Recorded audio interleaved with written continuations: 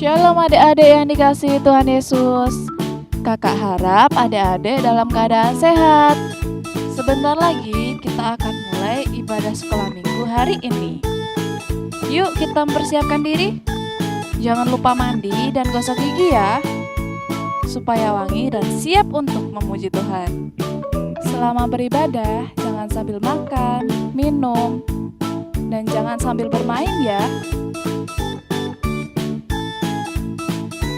Jangan lupa siapkan Alkitab dan alat tulis. Selamat mengikuti ibadah minggu ini. Tema kita minggu ini adalah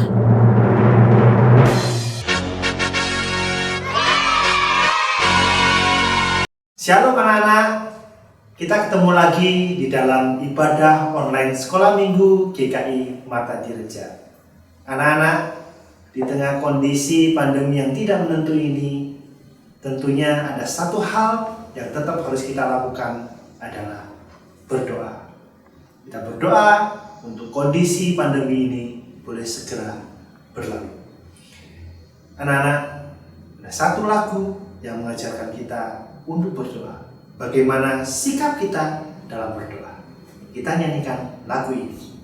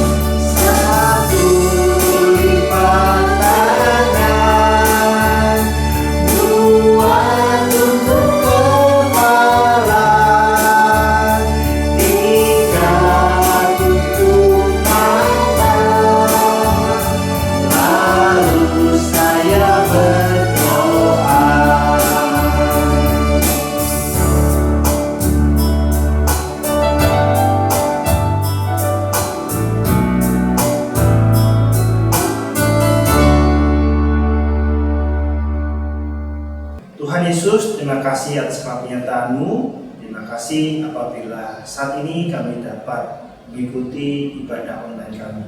Bapak pimpin kami untuk kami boleh mengikuti ibadah di online ini dengan baik.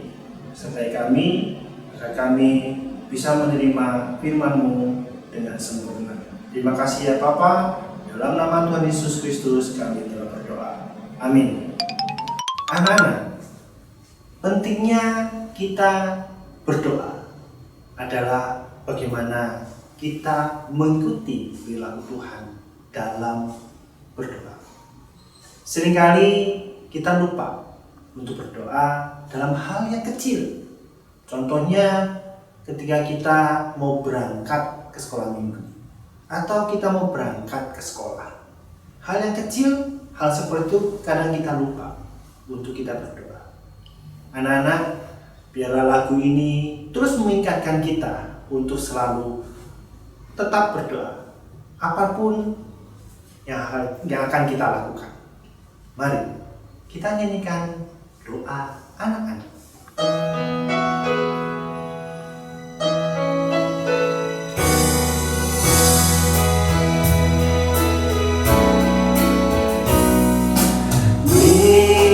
Lipatlah tangan, tutup mata untuk berdoa.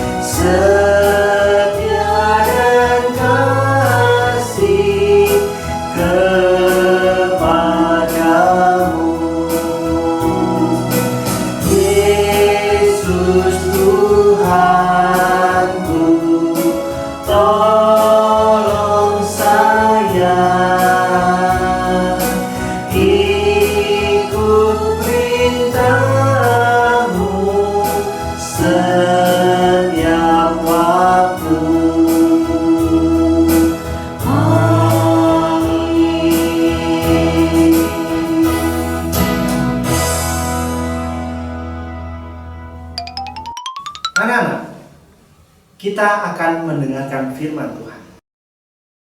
Baiklah, sebelum kita mendengarkan firman Tuhan, ada satu ayat hafalan yang akan kita ketahui bersama. Diambil dari Mazmur 149 ayat 4b. Tuhan memahkotai orang yang rendah hati dengan keselamatan. Sekali lagi, Mazmur 149 ayat 4b. Tuhan memahkotai orang yang rendah hati dengan keselamatan. Anak-anak, mari kita akan mendengarkan firman Tuhan. Dan kita mau mengawalinya dengan menyanyikan lagu Jadilah Tuhan Kehendak-Mu.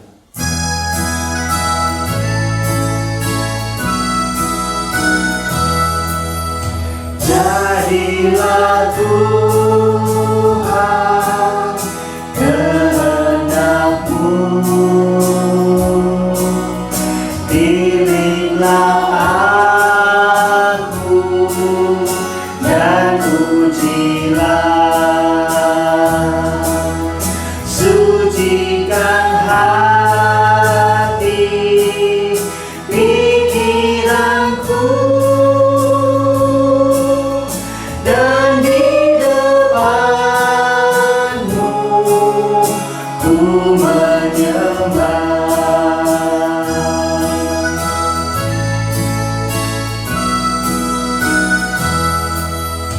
Jadilah Tuhan kehendak-Mu, pilihlah aku dan ujilah,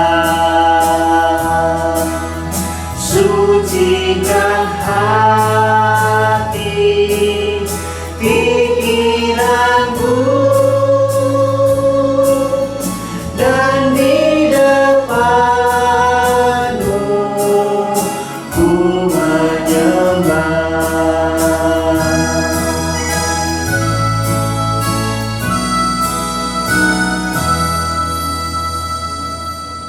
Anak-anak, mari kita berdoa untuk menyiapkan hati kita mendengarkan firman Tuhan. Allah Bapa yang Maha Baik, terima kasih untuk saat ini kami boleh beribadah secara online. Karena kehendak-Mu melalui firman Tuhan yang akan disampaikan oleh Kak Milka menjadikan kami boleh beribadah dengan baik. Bapa, kiranya Engkau melalui Kak Milka bercerita menjadikan berkat buat kami. Terima kasih ya Bapa. Kami mau mendengarkan firman-Mu sebentar lagi. Dalam nama Tuhan Yesus Kristus kami berdoa. Amin. Selamat pagi anak-anak. Bertemu lagi dengan Kak Milka. Hari ini Kak Milka akan memberitakan kebenaran firman Tuhan dengan tema memohon dengan kerendahan hati, yang diambil dari Injil Lukas pasal 8 ayat 40 sampai 42. Dilanjutkan dengan ayat 49 sampai ayat 56. Anak-anak, kemanapun Tuhan Yesus pergi, selalu ada banyak orang yang mengikuti Tuhan Yesus. Di antara mereka ada yang ingin mendengar ajaran-ajaran Tuhan Yesus. Ada juga yang minta disembuhkan sakitnya oleh Tuhan Yesus. Nah, suatu hari Tuhan Yesus datang ke kota Kapernaum. Sudah banyak orang yang menunggu kedatangan Tuhan Yesus.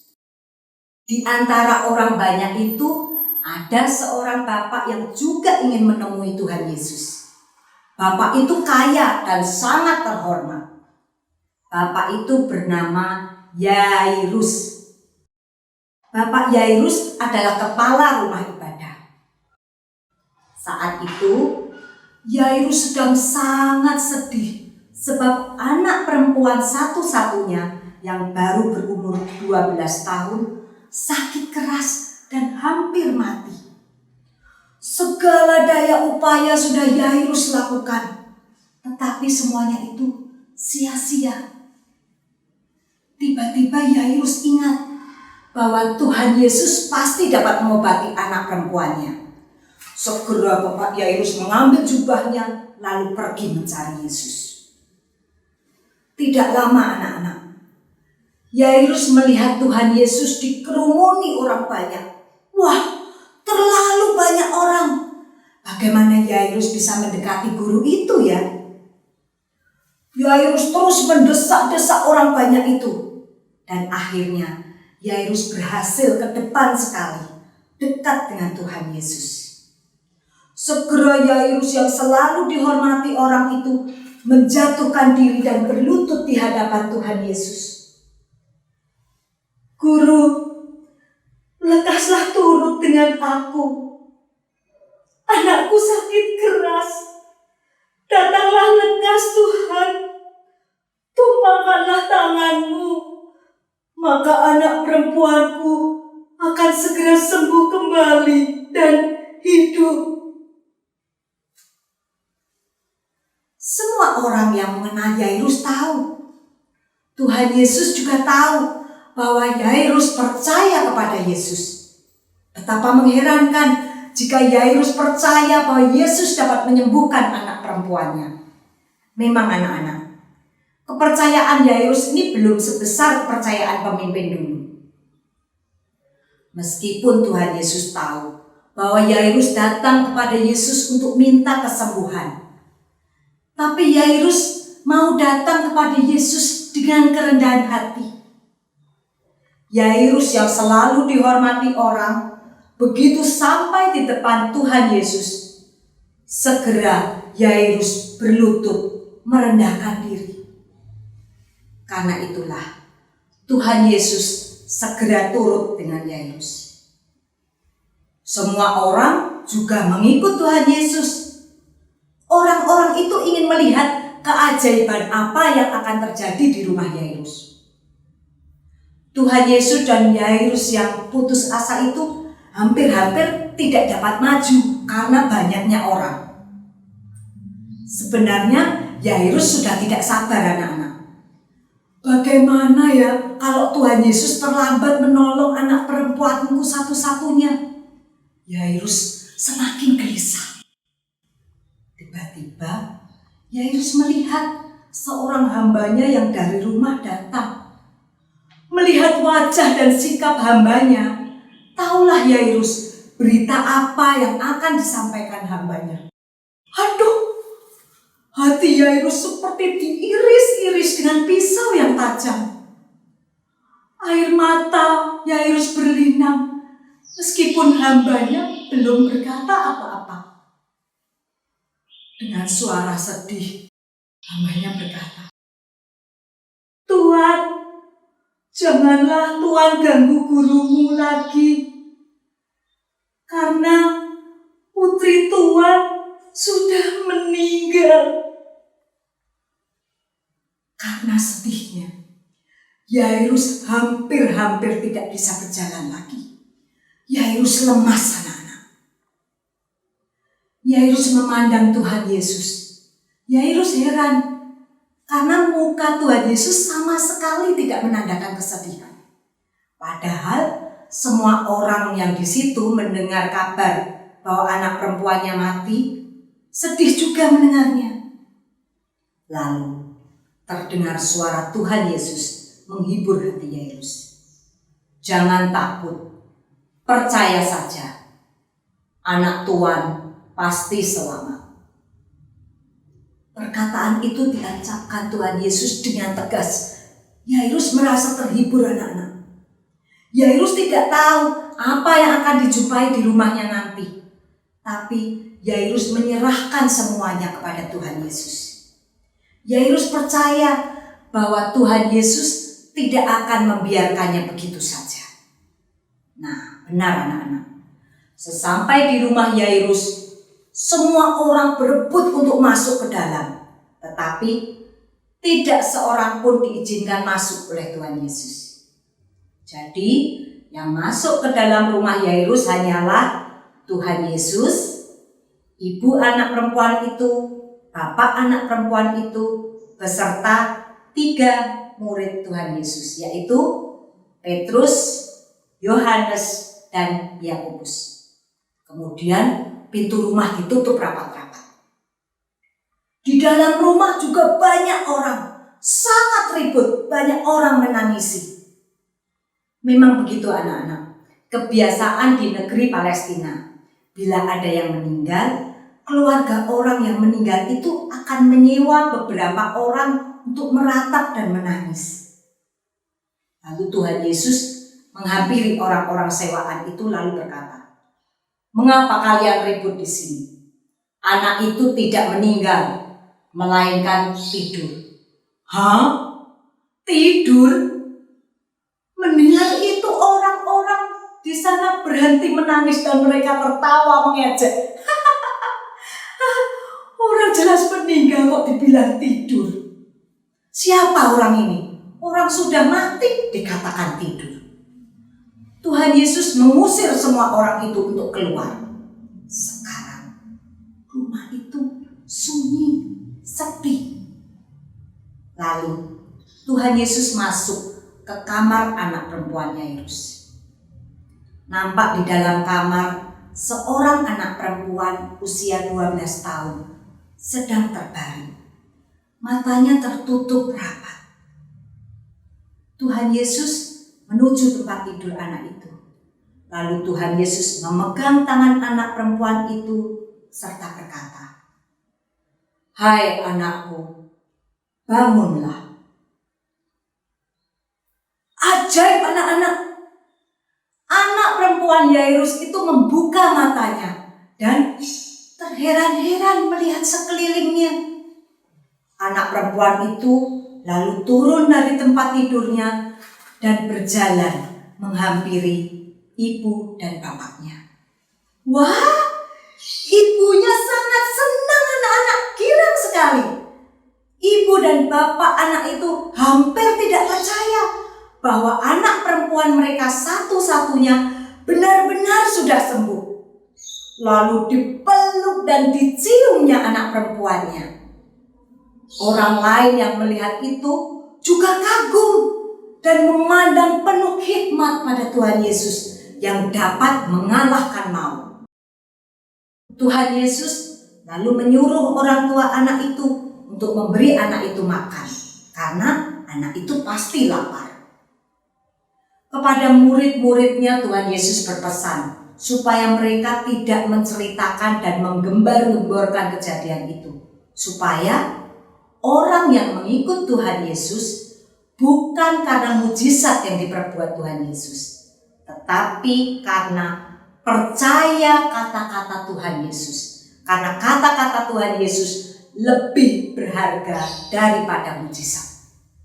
Nah, anak-anak, Tuhan Yesus sudah bersedia mendekatkan diri kepada kita dan membiarkan kita, anak-anaknya, memanggilnya Bapa, supaya hubungan antara kita dengan Tuhan terjalin dekat dan erat. Namun itu tidak berarti kita boleh bersikap sembarangan terhadap Tuhan Yesus, seperti sikap kita terhadap orang tua. Boleh nggak anak-anak berlaku sembarangan, kurang sopan terhadap orang tua, kurang ajar terhadap mereka? Tidak, bukan? Kita datang pada Tuhan bukan untuk memerintah Tuhan, tetapi kita berdoa dan memohon belas kasihan Tuhan dengan ketulusan dan kerendahan hati kita. Mari kita pujikan, "Jadilah Tuhan kehendak-Mu." Jadilah Tuhan kehendak-Mu, tiliklah aku dan ujilah, sucikan hati pikiranku, dan di depan-Mu ku menyembah. Sikap doa yang baik. Tuhan Yesus, terima kasih Tuhan. Tuhan Yesus sangat baik. Tuhan Yesus selalu mendengar setiap permohonan saya.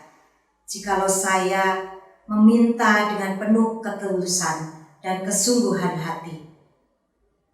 Tuhan, saya mau Tuhan, untuk saya terus berharap kepada Tuhan Yesus. Karena Tuhan Yesuslah satu-satunya harapan saya. Tuhan Yesus selalu mendengarkan doa-doa saya. Terima kasih Tuhan untuk kebenaran firman Tuhan yang boleh saya dengar pagi ini. Di dalam nama Tuhan Yesus, saya berdoa dan mengucap syukur. Haleluya. Amin.